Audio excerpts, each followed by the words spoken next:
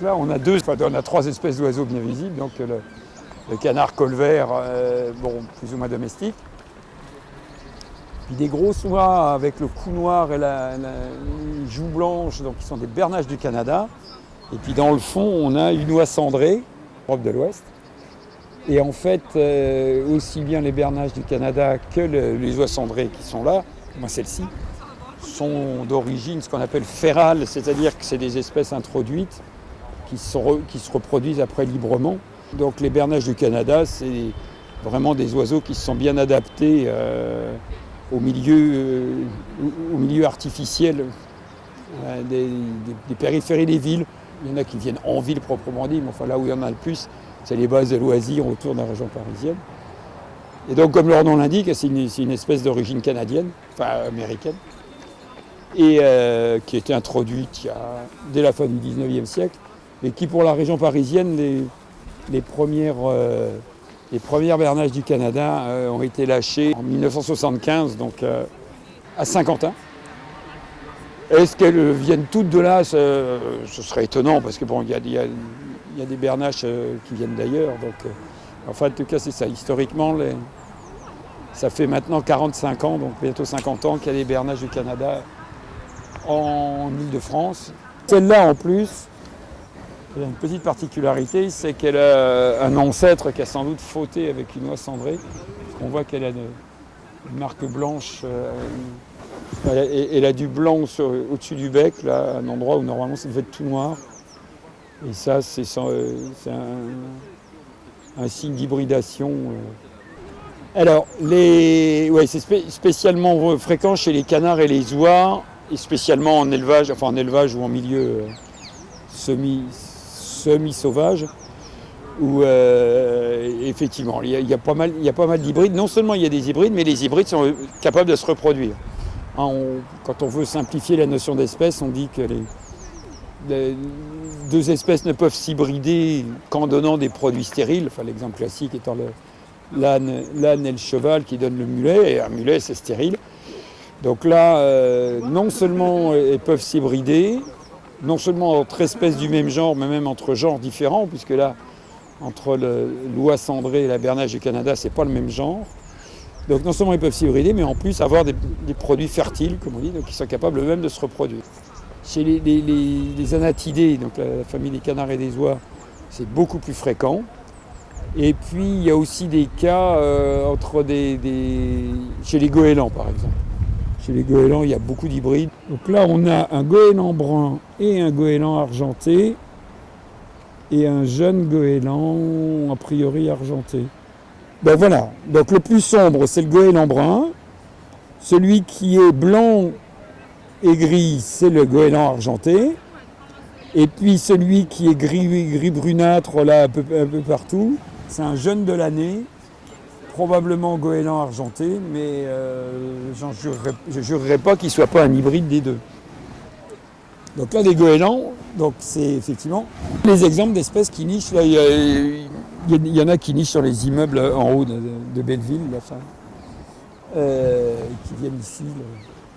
À Paris, on peut dire qu'il y a trois espèces de goélands qui nichent. Donc le goéland argenté qui est le plus courant, qui est le goéland clair là. Le goéland brun qui est arrivé plus récemment, puisque lui c'est 2005 seulement, alors que les goélands argentés c'est 1990 à peu près, 1989. Donc le goéland brun qui est le plus récent, mais qui s'est bien développé, s'est bien établi. Et puis une troisième espèce qui est là depuis assez longtemps, mais qui n'a pas réussi à faire de grands effectifs, qui s'appelle le goéland lecoffé, qui nous vient de Méditerranée. Alors, un deuxième... Oh là, mais ça fait du monde, parce que c'est pas la même espèce qui est revenue, donc on a notre cinquième goéland, là. Là, il y a trois jeunes. On a trois jeunes goélands nés l'an dernier.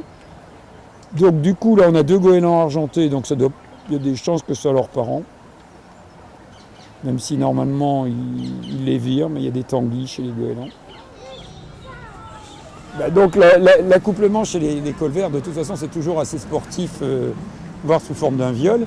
Donc puisque le mâle attrape la femelle par derrière la tête, Et l'accouplement se passe évidemment sur l'eau. Et donc du coup, la femelle est plus sous l'eau que sur l'eau. De manière générale, c'est déjà assez sportif. Et là, une fois que la plupart des couples sont formés, il reste plus de mâles sur le marché que de femelles. Et donc soit on voit des accouplements où il y a 7 ou 8 mâles qui poursuivent la pauvre femelle, et donc ça se termine en général mal. Ou bien là, donc, des accouplements entre mâles. Mais c'est vrai que c'est assez fréquent. C'est assez fréquent des pratiques homosexuelles chez pas mal d'animaux de toute façon.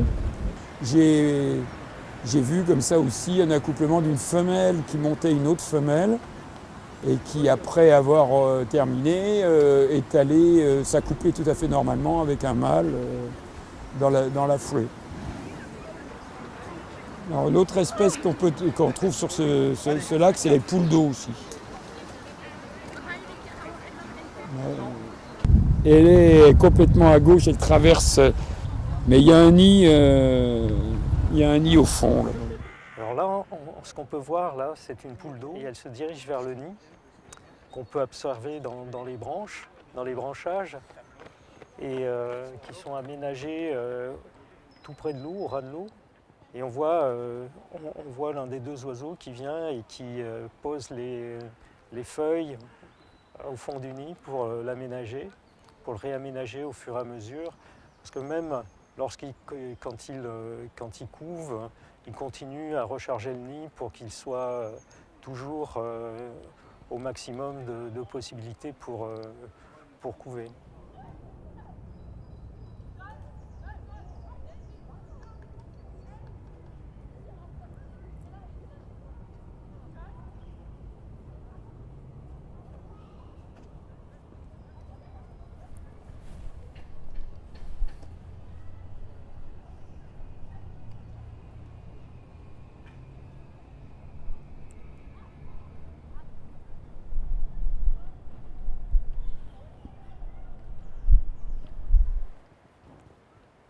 Et là, ce qu'on peut voir également, c'est que lorsqu'elle s'approche du nid, il y a un autre oiseau qui était en train de couver, qui s'éloigne. Et le premier va remplacer, c'est ce qu'on appelle un relais de couvaison. Les deux oiseaux adultes, les deux parents se relaient pendant que l'un va déjeuner, si on peut dire, va chercher de la nourriture, ou bien va chercher de quoi réaménager le nid. L'autre couve. Et ensuite, c'est l'autre qui prend le relais.